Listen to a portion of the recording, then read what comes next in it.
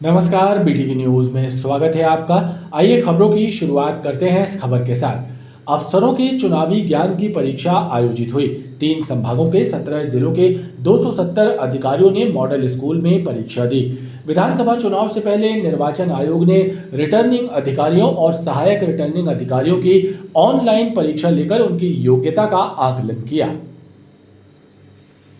विधानसभा चुनाव से पहले निर्वाचन आयोग ने उन अफसरों की परीक्षा ली जो चुनाव प्रक्रिया पूरी कराएंगे। इस परीक्षा के जरिए अफसरों की चुनाव संबंधी योग्यता का आकलन किया जाएगा।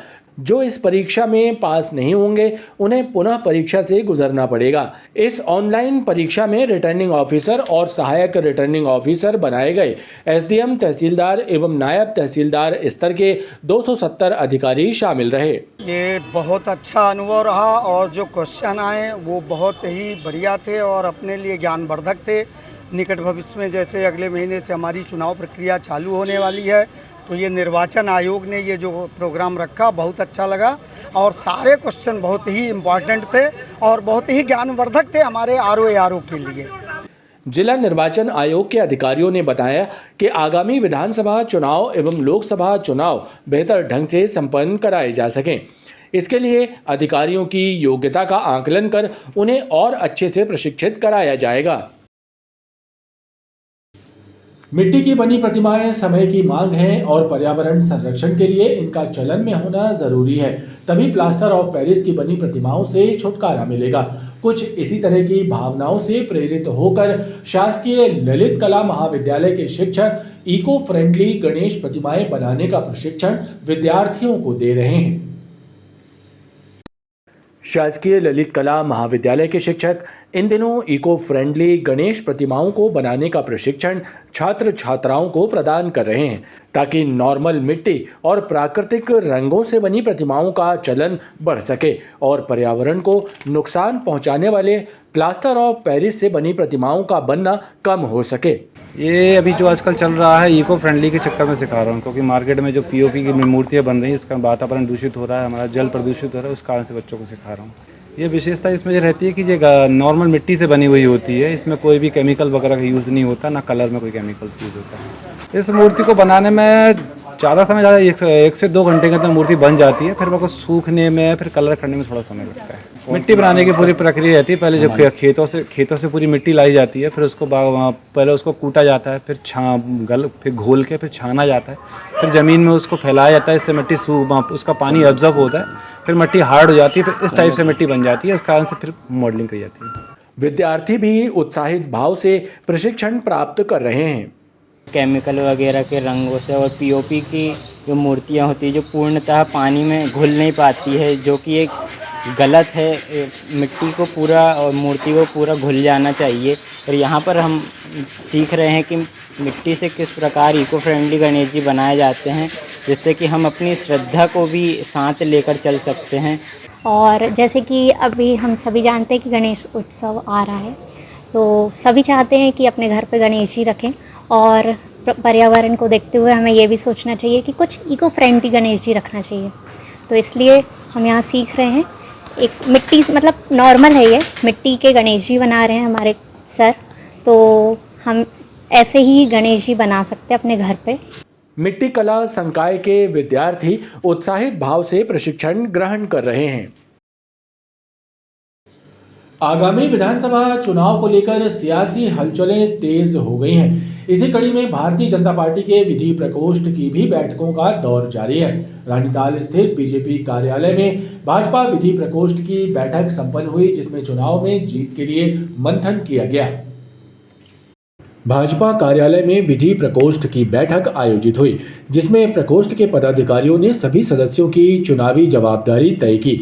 बैठक में बताया गया कि विधानसभा चुनाव में विधि प्रकोष्ठ की अहम भूमिका है और प्रदेश की 230 विधानसभाओं में उनको अपना कार्य बखूबी करना है। इसके बारे में उन्हें विस्तृत जानकारी दी गई।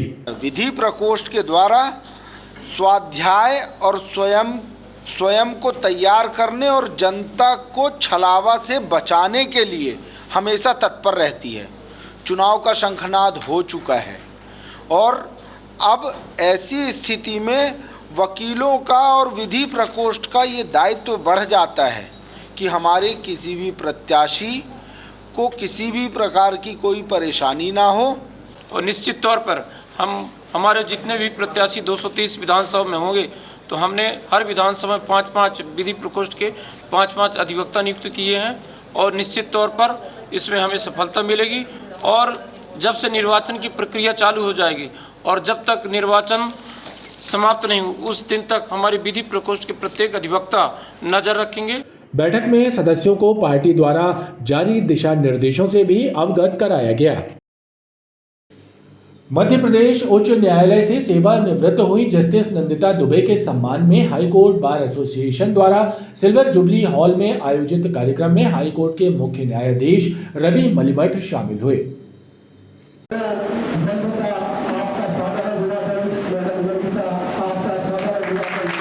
मध्य प्रदेश उच्च न्यायालय की न्यायमूर्ति नंदिता दुबे को हाईकोर्ट बार एसोसिएशन द्वारा आयोजित कार्यक्रम में उच्च न्यायालय के मुख्य न्यायाधिपति जस्टिस रवि मलिमठ एवं अधिवक्ता संघ द्वारा स्मृति चिन्ह देकर सम्मानित किया गया। इस दौरान सीजे रवि मलिमठ एवं सेवानिवृत्त जज नंदिता दुबे ने अधिवक्ताओं से अपने अनुभवों को साझा किया। आज माननीय नंदिता दुबे जी का विदाई समारोह था मध्य प्रदेश उच्च न्यायालय अधिवक्ता संघ में। इस कार्यक्रम की अध्यक्षता हमारे माननीय न्यायाधिपति मुख्य न्यायाधिपति श्री मलिमठ जी ने की। नंदिता दुबे जी ने बोला कि ये जो बार एसोसिएशन है ये मेरा दूसरा परिवार है। हम इस शब्दों की भूरी भूरी प्रशंसा करते हैं। इस मौके पर मध्य प्रदेश उच्च न्यायालय अधिवक्ता संघ के सदस्य एवं महाधिवक्ता प्रशांत सिंह सहित अन्य न्यायाधीशगण मौजूद रहे। सबकी अपनी अपनी हॉबी होती है। किसी को माचिस और डाक टिकटों के संग्रहण का शौक रहता है तो किसी को पुरानी करेंसी का।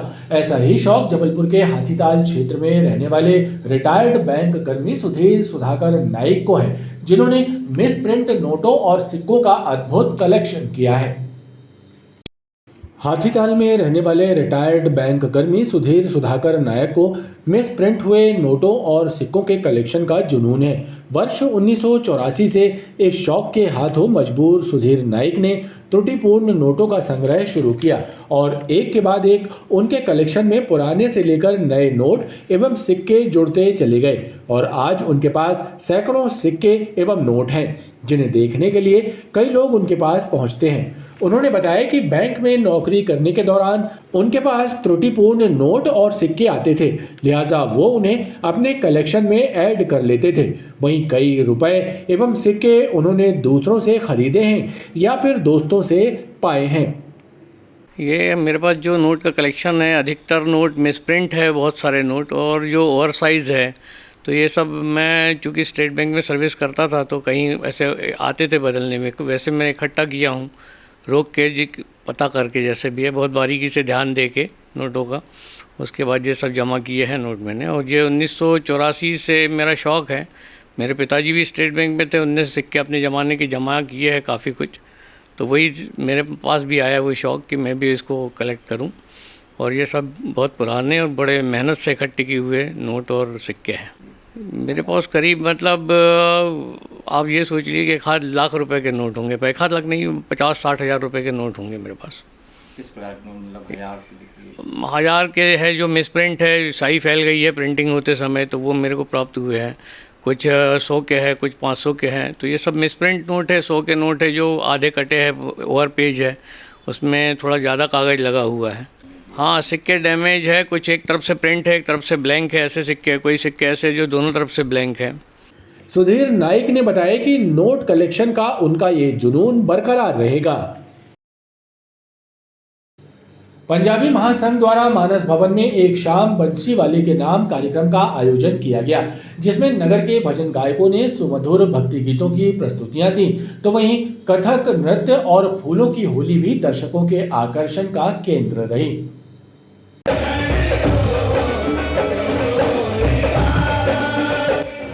मानस भवन परिसर भगवान श्री कृष्ण के भक्ति गीतों की स्वर लहरियों से गुंजायमान रहा। शहर के प्रतिभावान गायक ईशान मिनोचा, नयन कपूर और दिव्यांश मेहता ने एक से बढ़कर एक गीतों की प्रस्तुति देकर समा बांध दिया।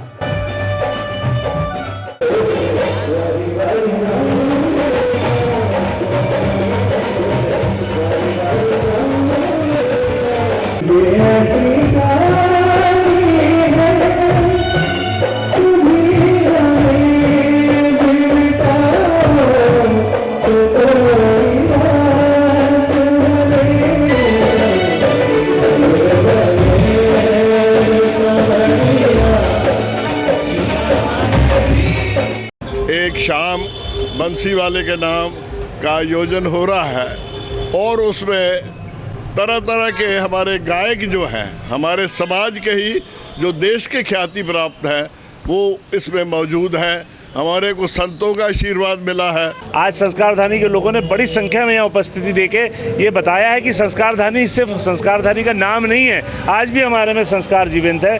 और कृष्ण जी के, राधा जी के चरणों में सबने मिलके बहुत ही विनम्रता से इस शहर के, इस प्रदेश के विकास के लिए और सबके सुख शांति के लिए आज हमने अर्जी लगाई है और मुझे लगता है बरसाने वाली राधे हमारी अर्जी स्वीकार करेंगी। कार्यक्रम में कलाकारों को सम्मानित भी किया गया। जिला शिक्षा केंद्र की सड़क बदहाल है। जिस कार्यालय के कंधों पर जिले के सभी शासकीय स्कूलों के कायाकल्प का भार है, उस कार्यालय की सड़क गांवों की कच्ची पगडंडियों से भी बदतर है। कार्यालय आने वाले लोग कीचड़ में फिसलकर गिर रहे हैं, लेकिन अधिकारियों को इसकी जरा भी चिंता नहीं है। जिला शिक्षा केंद्र को मेन रोड से जोड़ने वाली साइड रोड बदहाली का शिकार है। पिछले 10 वर्षों से कच्ची पड़ी ये सड़क बारिश के मौसम में बेहद खराब हो जाती है। सड़क पर फैले कीचड़ के कारण लोग फिसलकर गिर जाते हैं, वाहन भी दुर्घटनाग्रस्त हो रहे हैं। सबसे ज़्यादा परेशानी बच्चों और महिलाओं को झेलनी पड़ती है, लेकिन जिम्मेदार अधिकारी इस ओर ध्यान नहीं देते हैं। जिले का कार्यालय है, यहाँ पर ग्रामीण से, विकासखंडों से बहुत सारे जनप्रतिनिधि लोग भी आते हैं, स्कूल से संबंधित लोग भी आते हैं, बच्चे भी आते हैं अपनी शिकायतें दर्ज कराने के लिए। और यहाँ पर बहुत सारे घटनाएं घट चुकी हैं। छोटे चक्के वाले जैसे एक्टिवा वगैरह होती हैं, फिसल जाती हैं, महिलाएं आती हैं। आप देख ही रहे हैं कि पूरी मिट्टी की बनी हुई है यहाँ पे, और जेंट्स लोग तो जैसे तैसे अपने निकाल लेते हैं वाहन अपने। सबसे ज़्यादा परेशानी महिलाओं को और बच्चों को होती है। जी क्या है कि जब आते हैं यहाँ पर लगता है कि ऐसा कि कब गिर जाएँ हम, और बिल्कुल गाड़ी नहीं संभलती और बहुत स्लिप माल मिट्टी है पूरी, इसमें पूरी स्लिप होती है गाड़ी और बहुत हमेशा डर बना रहता है। और 2-3 घटनाएं घट भी चुकी, कई लोग गिर चुके हैं यहाँ। और ये जिला शिक्षा केंद्र का ऑफिस है, कई बार यहाँ पर नगर निगम वालों को बताया मगर वो यहाँ कोई ध्यान नहीं दे रहा है सर। यहाँ जो रोड है, हम काफ़ी दिनों से इसकी अधिकारियों से भी बोलते हैं कि ये रोड बन जाए। अभी मैं आज की ही बात बताऊँ तो मैं इतना पानी गिर रहा था कि मैं गिर गया और यहाँ कपड़े गंदे हो गए, फिर मैंने धुला तब कहीं तो वो सूख पाए। और इतनी परिस्थिति बहुत ख़राब है, ये रोड बन जाए तो बहुत ही अच्छी बात है।